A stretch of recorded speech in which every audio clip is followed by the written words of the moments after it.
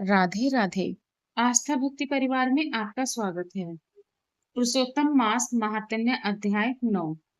सूत जी बोले, तदंतर विषुम्य से युक्त नारद मुनि ने मेधावी ऋषि का कन्या का अद्भुत वृतांत पूछा। नारद जी बोले, हे मुने, उस तपोवन में मेधावी की कन्या के बाद में क्या किया और किस मुनि श्रेष्ठ ने उसके साथ विवाह किया? श्री नारायण बोले, अपने पिता को स्मरण करते करते और बराबर शोक करते करते उस घर में कुछ काल उस कन्या का व्यतीत हुआ। यूथ ने भ्रष्ट हुई हरणी की तरह घबराई शून्य घर में रहने वाली दुख रूप अग्नि से उठी हुई भाप द्वारा को बहते हुए अश्रुओं नेत्र वाली जलते हुए हृदय कमल वाली दुख से प्रतिक्षीण गर्म श्वास लेने वाली अति दीना गिरी हुई सर्पनी की तरह अपने घर में सरुंध अपने दुख को सोचती और दुख से मुक्त होने के उपाय को न देखती हुई उस यशोदरी को उसके शुभ भविष्य की प्रेरणा से सांत्वना देने के लिए उस वन में अपनी इच्छा से ही क्रोधी जिनको देखने से इंद्र भयभीत होते हैं ऐसी जटा से व्याप्त साक्षात शंकर के समान भगवान दुर्वासा ऋषि आए।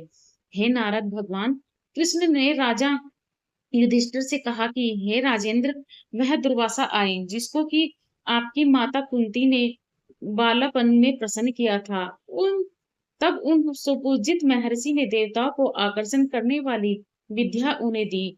और हे भोपाल, जिन्हें सब देवताओं से नमस्कार किए जाने वाले मुझको भी रुक्मणी के साथ रथ में बैलों की जगह हो जोता।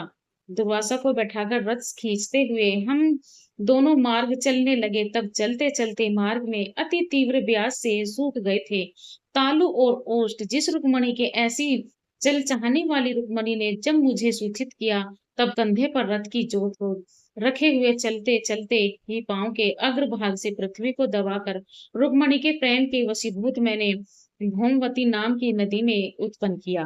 तब वही भौमवती ऊपर से बहने लगी। तदंतर उसी जल से महाराज रुक्मणी की प्यास को मैंने बुझाया। इस प्रकार रुक्मणी की प्यास का बुझना देख उसी क्षण अग्नि की तरह दुर्वासा क्रोध से जलने लगे और प्रलय की अग्नि के समान उठकर दुर्वासा ने शाप दिया।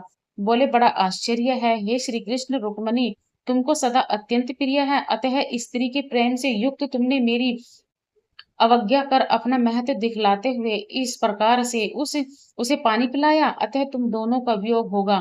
इस प्रकार उन्हें शाप दिया। हे युधिष्ठिर, वही दुर्वासा मुनि है, साक्षात रुद्र के अंश से उत्पन्न दूसरे काल रुद्र की तरह महर्षि अत्रि के उग्र तप रूप कल्प वृक्ष के दिव्य फल पतिव्रताओं के सिर के रत्न अनसुईया भगवती के गर्भ से उत्पन्न अत्यंत मेधायुक्त दुर्वासा नाम के ऋषि, अनेकों तीर्थों के जल से भीगी हुई जटा से भूषित सिर वाले साक्षात तपोमूर्ति दुर्वासा ऋषि को आता देखकर कन्या ने शोक सागर से निकलकर धैर्य से मुनि के चरणों में प्रार्थना की। प्रार्थना करने के बाद जैसे वाल्मीकि ऋषि को जानकी अपने आश्रम में लाई थी, वैसे ही यह भी दुर्वासा को अपने घर में लाकर अर्घ पान और विविध प्रकार के जंगली फलों और पुष्पों से स्वागत के लिए आज्ञा लेकर आदर पूर्वक पूजन कर तदंतर, हे राजन, यह बाला बोली। कन्या बोली, हे महाभाग, हे अत्रिकुल के सूर्य, आपको प्रणाम है। हे साधु, मेरी अभाग्या के घर में आज आपका शुभागमन कैसे हुआ? हे मुनि, आपके आगमन से आज में भाग्योदय हुआ है, अथवा मेरे पिता के पुण्य के प्रवाह से प्रेरित मुझे सांत्वना देने के लिए ही आप मुनिस्तम आए हैं। आप जैसे महात्माओं के पांव की धूल जो है वह तीर्थ रूप है। उस धूल का स्पर्श करने वाली मैं अपना जन्म आज सफल कर रही हूँ। आज मेरा व्रत भी सफल है। आज जैसे पुण्यात्मा के जो मुझे दर्शन हुए, अतः आज मेरा उत्पन्न होना और मेरा पुण्य सफल है। ऐसा कहकर वह कन्या दुर्वासा के सामने चुपचाप खड़ी हो गई। तब भगवान शंकर के अंश से उत्पन्न दुर्वासा मुनि मंद हास्य युक्त बोले। दुर्वासा बोले, हे दिजसुते, तू बड़ी अच्छी है, तूने अपने पिता के कुल को तार दिया। यह मेधावी ऋषि के तप का फल है जो उन्हें तेरी ऐसी कन्या उत्पन्न हुई। तेरी धर्म में तत्परता जान कैलाश से मैं यहाँ आया और तेरे घर आकर तेरे द्वारा मेरा पूजन हुआ। हे वरारोहे, मैं शीघ्र ही बद्रिकाश्रम में मुनीश्वर सनातन नारायण देव के दर्शन के लिए जाऊंगा, जो प्राणियों के लिए हित के लिए अत्यंत उग्र तप कर रहे हैं।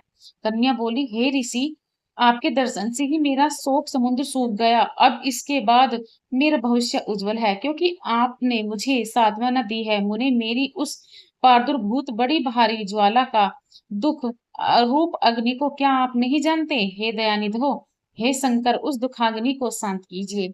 मेरे विचार से हर्ष का कारण मुझे कुछ भी दिखलाई नहीं देता। न मुझे माता, न पिता, न तो भाई है और धैर्य प्रदान करता है। अतः कुछ समुद्र से पीड़ित मैं कैसे जीवित रह सकती हूँ? जिस जिस दिशा में देखती हूँ वह मुझे शून्य ही प्रतीत होता है। इसलिए हे तपोनिधे, मेरे दुःख का निस्तार आप शीघ्र ही करें। मेरे साथ विवाह करने के लिए कोई भी नहीं तैयार होता। इस समय मेरा विवाह न हुआ तो मैं फिर वर्षली शूद्रा हो जाऊंगी, यह मुझे बड़ा भय है। इस भय से न मुझे निद्रा आती है और न भोजन मेरी रुचि होती है। हे ब्राह्मण, अब मैं शीघ्र ही मरने वाली हूँ, यह मेरा इस समय निश्चय है। ऐसा कहकर आंसू बहाती हुई कन्या दुर्वासा के सामने चुप हो गई। तब दुर्वासा कन्या का दुख दूर करने का उपाय सोचने लगे। श्री नारायण बोले, इस प्रकार मुनि कन्या के वचन सुनकर और उसका अभिप्राय समझकर बड़े क्रोधी मुनिराज दुर्वासा ने उस कन्या का कुछ हित विचार पूर्ण कृपा से उसे देखकर सारभूत उपाय बतलाया। पुरुषोत्तम महात्म्य अध्याय 9 संपूर्ण हुआ। इससे आगे की कथा 10वें अध्याय में सुनेंगे। राधे राधे।